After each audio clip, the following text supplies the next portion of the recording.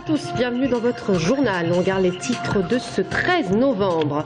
Handicap et bénéfices ne s'accordent pas, ou du moins pas encore. Si la loi impose des quotas aux entreprises, le chemin vers l'insertion professionnelle pour les handicapés reste semé d'embûches. Rencontre avec un chef d'entreprise qui a sauté le pas. Le Front National surfe sur la vague de l'insécurité. Après les incendies dans le quartier des Fontaines, le Front National part à la chasse des électeurs. Objectif, les municipales en 2014.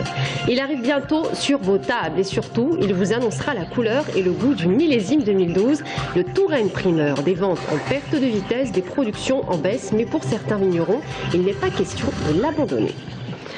Mais juste avant d'ouvrir ce journal, Alcofarm conservera ses 45 salariés. L'Agence nationale de sécurité du médicament et des produits de santé l'a décidé il y a quelques jours. Le site du laboratoire pharmaceutique réouvrira ses portes sous une dizaine de jours. Le handicap n'est pas un obstacle, c'est un peu le leitmotiv de cette semaine de l'emploi des personnes handicapées. Mais le handicap et le travail n'ont pas toujours fait bon ménage, même si depuis 2005, une loi incite fortement les entreprises à recruter des personnes handicapées. L'accès à l'emploi reste difficile. À Chambray-les-Tours, une concession automobile a sauté le pas il y a quelques années. Romain Delville. Le travail, les charges lourdes ont usé Gilles Deforge. Atteint d'une sévère hernie discale, ce magasinier a subi une arthrodèse entre deux vertèbres dorsales, c'est-à-dire la pose de vis pour stabiliser la fragilité. Passé la cinquantaine, il a connu de nombreuses difficultés à retrouver un travail, malgré ses multiples compétences.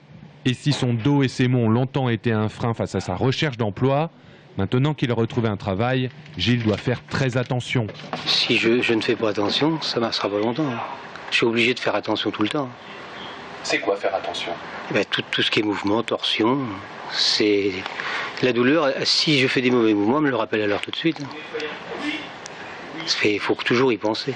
Comme elle est toujours là, il faut penser constamment qu'il faut faire attention. Parmi les 54 salariés de la concession automobile, Gilles Deforge est le seul employé, non pas à souffrir du dos, mais dont le mal est reconnu tel un handicap. Une loi de 2005 de promotion de l'emploi des travailleurs handicapés incite les employeurs à recruter. La première raison de la volonté, elle est financière, pour être très honnête. C'est-à-dire qu'à un moment, nos entreprises, au-dessus de 20 salariés, ont des pénalités si dans leurs effectifs, ils ne sont pas à 6% de travailleurs handicapés.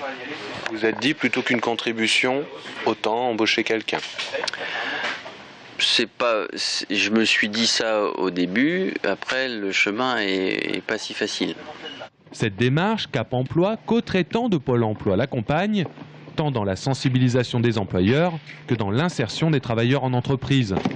La sensibilisation, c'est déjà expliquer qu'est-ce que le handicap, comment on devient travailleur handicapé, démystifier un petit peu l'image du fauteuil, qui représente peu, je crois que c'est moins de 2% des travailleurs handicapés qui sont à mobilité réduite en fauteuil, et c'est expliquer que ça peut arriver à tout le monde demain, un pépin de santé qui fait qu'on n'est plus autonome à 100% sur le poste qu'on tenait, ou qu'on n'est plus du tout en capacité de tenir de faire le métier qu'on a fait toute notre vie.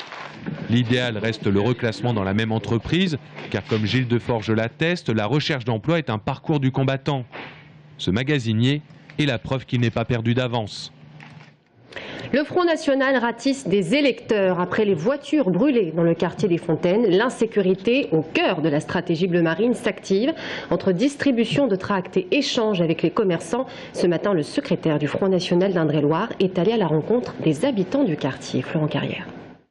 9h30 ce matin sur la place centrale des Fontaines à Tours. Opération de charme auprès des commerçants pour le conseiller régional Gilles Godefroy. L'objectif, c'est d'abord et avant tout de prendre contact avec la population, celle qui souffre, celle qui est sur le terrain. Ça, c'est le premier objectif. Et puis, bien connaître quelles sont leurs préoccupations et nous faire remonter ça sous les hauts Front National. Voilà, mais c'est que des généralités. Oui. Je ne parle d'aucun bord. D'accord. Voilà. L'entreprise de dédiabolisation menée par Marine Le Pen aurait-elle porté ses fruits? Toujours est-il que l'accueil ce matin de l'élu FN, certes mitigé, n'en restait pas moins cordial la plupart du temps. Je voulais juste vous demander, est-ce que vous vous présentez aux prochaines élections? Ah oui, rapidement, oui, bien sûr. Vous vous présentez? Oui. J'espère que vous allez passer. Ça fait 25 ans il se passe quelque chose. Oui.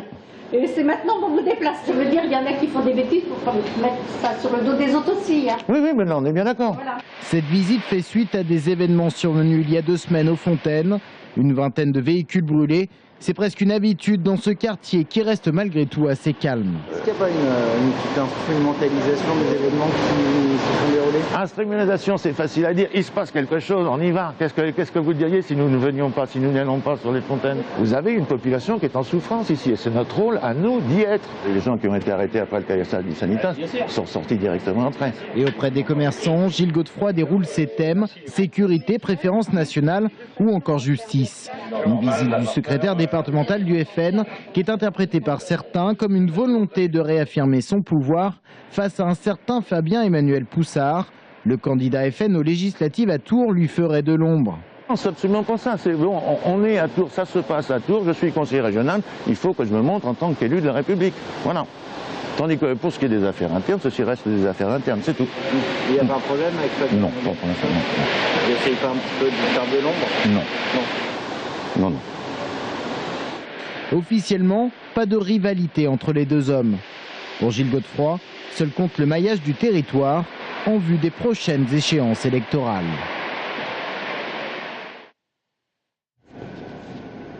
Et puis on vient de l'apprendre, près d'1 millier de clients ont été privés de courant cet après-midi durant 4 heures. À l'origine de cette panne, un câble électrique aurait été arraché durant des travaux. À l'heure où je vous parle, 200 clients sont en train d'être réalimentés. Plus que 2 jours pour tremper vos lèvres dans le nectar des dieux. Le Touraine Primeur arrive, le premier vin de l'année qui révélera le millésime 2012. Et pourtant, depuis quelques années, la production est en chute libre avec 50% de volume en moins. Certains producteurs le rayent même de leur agenda. Mais en 3 semaines, 200 000 bouteilles seront commercialisées. Et pour certains vignerons, il n'est pas question d'abandonner sa production. Aurélie Renaud. 14 flacons de gamay soumis au papy d'une dizaine d'œnologues. Ils jugent ici la cuvée 2012 du vin nouveau. Après de belles années, la commercialisation du Touraine Primeur a baissé, une tendance subie par l'ensemble des vins nouveaux en France. On est plus sur des vins plaisir, des vins culture, des vins fêtes, mais autour des bulles. La consommation du rouge, notamment en restauration en France, a légèrement diminué. On perd 1 à 2% sur ce marché par an. Donc le Touraine Primeur n'échappe pas à la règle. Et pour nous, on n'en a jamais fait un enjeu en Touraine vraiment de volume. On s'est encore une fois concentré sur nos blancs qui fonctionnent avec le Touraine Sauvignon et on performe d'année en année puisqu'on bat nos records de vente.